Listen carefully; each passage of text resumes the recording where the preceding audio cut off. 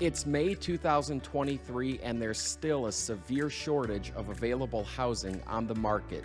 With that said, when a house does hit the market and it's priced right, it's going to receive multiple offers in a short period of time. It's my job as a mortgage loan originator to give my pre-approved clients every advantage they can possibly get because it's so competitive, any additional inch will help. So here's 3 things that every home buyer and realtor should consider when presenting offers. Number 1, appraisal waivers. This is huge. It's my job to find appraisal waivers on behalf of my clients. And to that end, I run every file through both Fannie Mae and Freddie Mac. We kind of try to play with the file and figure out what is needed to secure an appraisal waiver. And when I am able to secure an appraisal waiver, I make darn sure to write that on my pre-approval letter, letting the sellers know that this buyer is not going to need an appraisal. Number 2, advocate on behalf of your client. It's my job to make sure that I'm advocating on behalf of every single client. And this often means picking up the phone, calling the listing agent and saying, hey, Mr. or Mrs. Agent, I pre-approved this home buyer. Just want to let you know that they're super qualified. This is exactly the type of person that I would want to sell my home. I try to network with as many realtors in the area as I can, and I friend them on Facebook and I see what they're posting. And that really goes a long way in establishing rapport when sellers are navigating half a dozen, 8, 10, 12 different offers.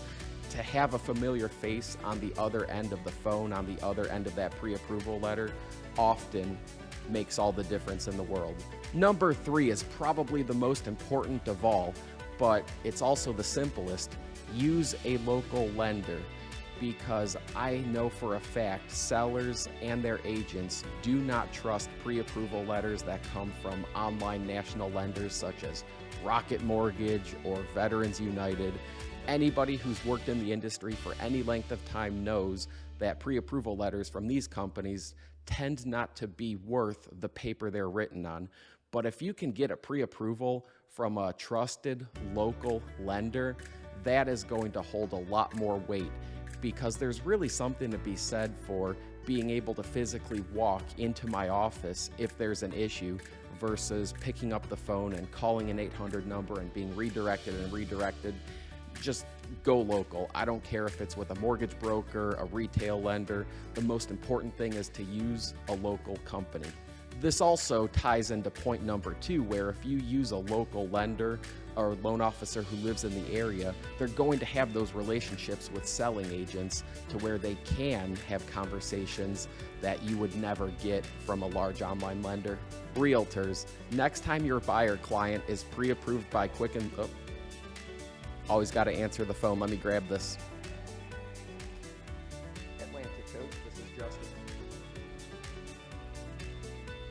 Yep, you got it.